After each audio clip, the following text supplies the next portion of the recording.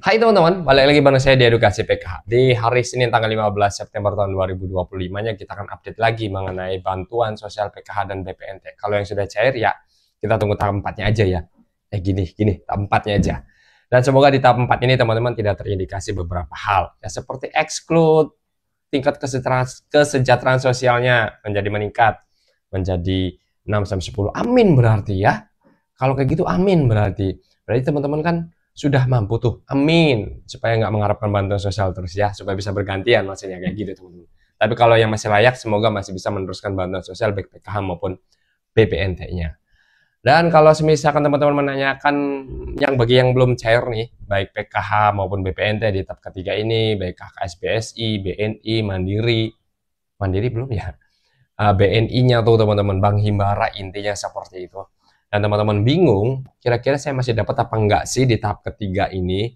Saya sering menjelaskan ataupun sering membalas komentar teman-teman mengenai pertanyaan tersebut. Pertanyaannya sih sama teman-teman. Bisakah mengeceknya? Kalau teman-teman nanya ke saya, bisakah mengeceknya? Saya jawab nggak bisa teman-teman. Karena datanya itu kan masing daerah-daerah itu kan beda-beda. Ada yang megangnya. Kalau misalnya di daerah teman-teman berarti pendamping sosial PKH yang ada di daerah teman-teman. Kalau di daerah saya berarti ya saya bisa mengecek di daerah wilayah dampingan saya seperti itu. Nggak bisa silang langsung ke luar kota kayak gitu, nggak bisa teman-teman. Makanya saya sering menjawab kalau misalnya teman-teman masih ragu, kira-kira masih dapat atau enggak di tahap ketiga ini, kepesertanya seperti apa. Kalau PKH bisa tanyakan atau meminta tolong memastikan untuk kepesertaannya di tahap ketiga ini. Kenapa sih saya udah nggak cair lagi ataupun belum cair sampai sekarang?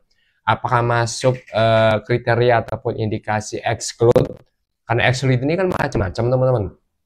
Ya, ada exclude yang memang tidak ada komponen, itu juga masuk exclude.